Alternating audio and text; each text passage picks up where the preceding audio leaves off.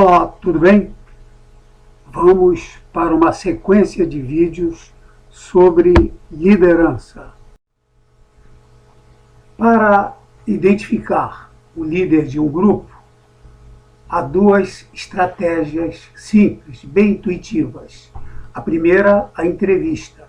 Perguntar aos membros do grupo quem influencia mais as atividades desse grupo.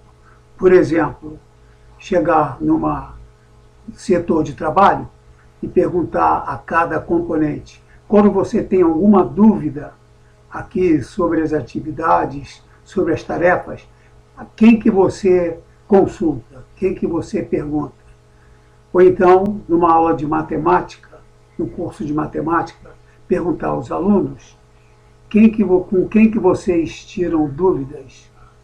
A outra é a observação, ou seja, observar o grupo realizando alguma tarefa e ficar vendo quem exerce maior influência. Quando eu ministrava essa aula, eu pedia 5 voluntários, aí vi os 5.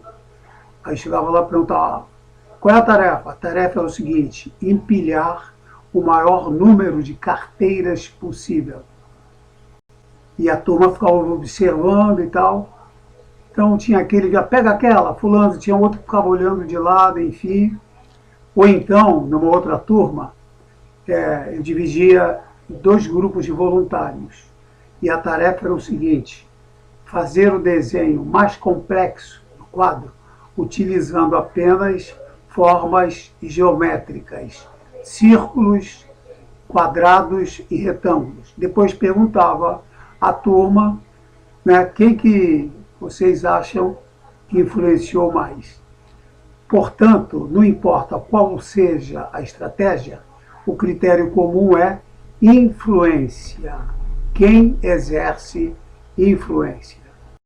Então, podemos dizer que líderes são membros do grupo que influenciam as atividades desse grupo. A partir da definição anterior, podemos fazer algumas deduções.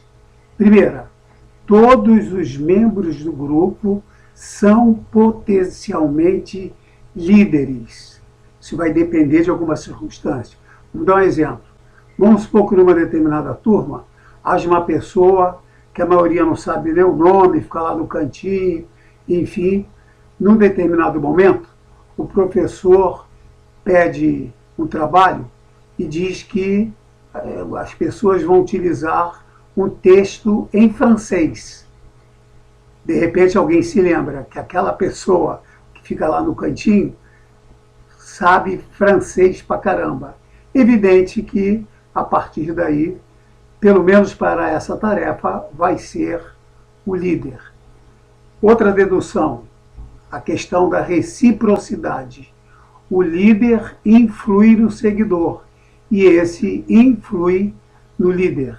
É uma influência recíproca de atos e de pensamentos.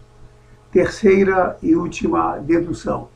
Nem todos os líderes formais, os chamados chefes, são líderes reais.